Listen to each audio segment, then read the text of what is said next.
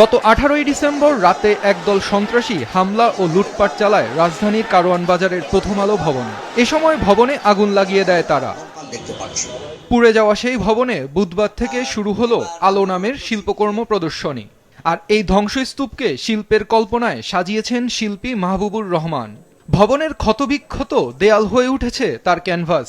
ওই রুমটার ভিতরে ঢুকলে মনে হচ্ছে যে ওই কম্পিউটার বলেন, টেবিল বলেন, বইগুলো মনে হচ্ছে যে রীতিমতো শাউট করছে। প্রতিটা বস্তুর আমার কাছে একটা জীবন মনে হচ্ছিল। উদ্বোধনী আয়োজনে গণমাধ্যম সংশ্লিষ্ট বিভিন্ন সংগঠনের প্রতিনিধি, ব্যবসায়িক প্রতিনিধি, শিল্পী, লেখক, কবি সাহিত্যিক সহ বিশিষ্টজনেরা উপস্থিত ছিলেন।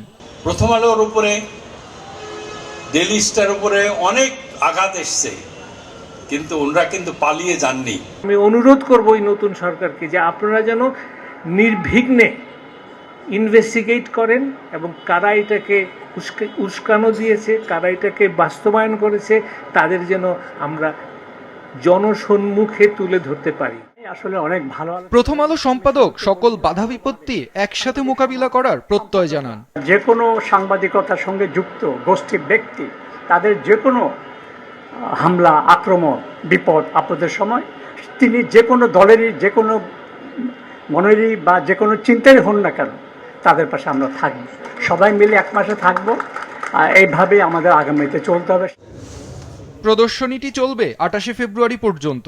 প্রতিদিন বেলা 11টা থেকে 1টা এবং বেলা 3টা থেকে বিকেল 5টা পর্যন্ত সবার জন্য উন্মুক্ত থাকবে।